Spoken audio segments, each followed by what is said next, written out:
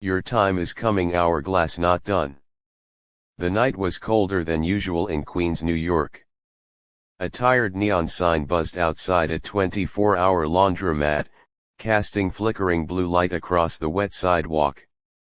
Inside, Karim sat slouched on a plastic chair, his hoodie pulled low, the hum of washing machines filling the silence. He had finished his shift at a halal food cart just an hour ago, his hands still reeking of lamb and onions. It had been 5 years since he left Karachi. 5 years of promises he made to his mother, that he would make something of himself here. 5 years of half-lies to his younger brother back home, telling him, "Bass, next year you'll join me. Life will be better then." But better never came. At 27, Karim was invisible in the city of dreams. He worked 12-hour shifts for minimum wage, shared a basement apartment with 4 other immigrants, and still couldn't he save enough to bring his brother. His visa had long expired, his status buried in shadows. He was a ghost in the system, moving quietly, hoping never to be noticed. That night, as he sat watching the spin cycles, his phone buzzed. It was a message from his mother, "Beta, your brother is not doing well. He needs surgery. We don't have the money." Karim's throat tightened. He stared at the words, the hum of the machines suddenly deafening. His chest felt heavy with shame, guilt, anger, and unbearable mix. He whispered to himself, in broken English, as though the walls were listening, "Why not me? Why not my time? When does it come?" The stranger. The laundromat door opened with a metallic screech. A man walked in, tall, well-dressed, carrying himself like someone who belonged to the night. He wore a dark coat, his shoes spotless, his beard trimmed sharp. Didn't he come to wash clothes? He came to watch. Their eyes met. Karim quickly looked away. "You waiting for the wash to finish?" the man asked casually, his voice deep, confident. "Yeah," Karim muttered. The man smiled faintly, sitting across from him. After a long silence, he said, "You work the food carts, don't you, by Times Square?" Karim froze. "Yeah, how you know?" "I've seen you. You work hard. People notice." The man leaned back, studying him. "What's your name?" "Karim." The stranger nodded slowly. "Karim, do you believe your time is coming?" The words struck like lightning. Karim blinked, confused, suspicious. "What you mean?" The man leaned forward. His eyes were sharp, unsettling, but not unkind. "I mean, how long will you live like this, washing strangers' clothes? Serving food you can't afford to eat yourself? Waiting for a time that never comes? Doesn't he that eat you alive?" Karim said nothing. His stomach churned. The man continued, "There are ways out. But they require courage. Risk. A step most people are too afraid to take." Karim's pulse quickened. Something in the man's voice was dangerous, but it carried a strange gravity. For the first time in years, Karim felt seen. "Why you telling me this?" Karim asked cautiously. The stranger smirked. "Because I see myself in you. And I also see the hunger. Hunger for more.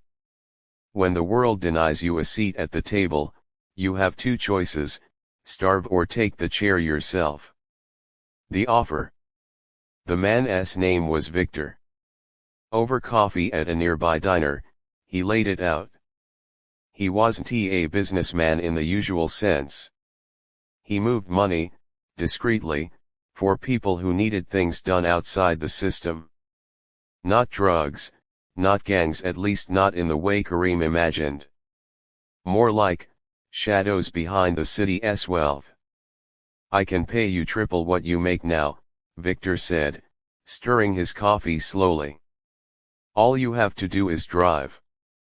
Pick up packages. Deliver them. No questions. Karim's hands trembled as he gripped his cup. He thought of his mother's message, of his brother gasping in a hospital bed across the ocean. But another voice whispered inside him, once you step into this, there's no turning back. Victor must have read his thoughts. He leaned in, lowering his voice. Karim, listen to me. Your time is coming. But you have to claim it. Nobody's going to hand it to you. The words echoed like prophecy. The descent. Days blurred into weeks. Karim became Victor's driver. The packages were heavy sometimes, suspicious other times, but he never asked. He told himself it was temporary, just until he saved enough for his brother's surgery. Money began to flow. For the first time, Karim sent thousands back home. His mother cried on the phone. His brother's operation was scheduled. For the first time, Karim allowed himself to believe he was winning. But with the money came weight. He noticed unmarked cars trailing them at times. Strange men watching from corners. The city felt smaller, the nights sharper. Then one evening, Victor handed him a package wrapped tighter than usual. Drive this one carefully, he said. And whatever happens, don't stop. Karim nodded, though his chest burned with unease. The twist. Halfway across the Williamsburg Bridge, red and blue lights exploded behind him. Sirens screamed. His heart leapt into his throat. Don't stop, Victor's words echoed in his head. But something inside him snapped. He slammed the brakes. Tires screeched. The cops swarmed. Guns drawn.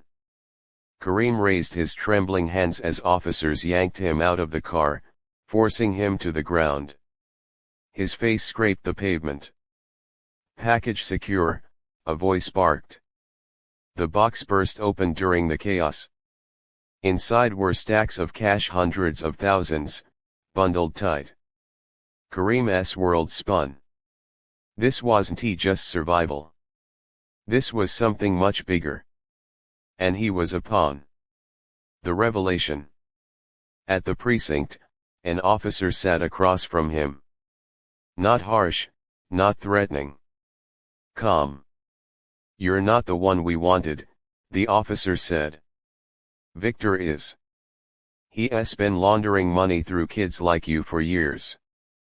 But listen carefully, Karim, you have a choice. Karim's eyes filled with tears. Choice, he croaked. Yes, the officer said, you cooperate, you walk free.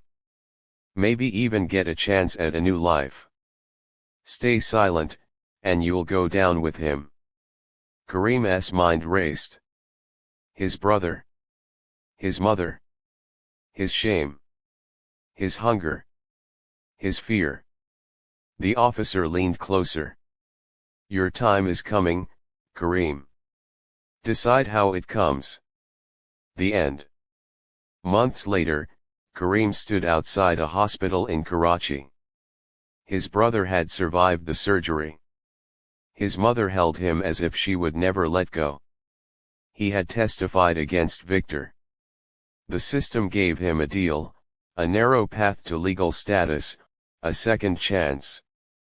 But as he stood under the Karachi sun, he realized something profound. Your time is coming, hourglass not done didn't mean glory falling into your lap. It meant a choice. To face the fear. To take the risk. To decide who you would be when the moment arrived. For the first time in years, Karim didn't feel invisible. He felt alive. And somewhere deep inside, he whispered to himself, my time has come.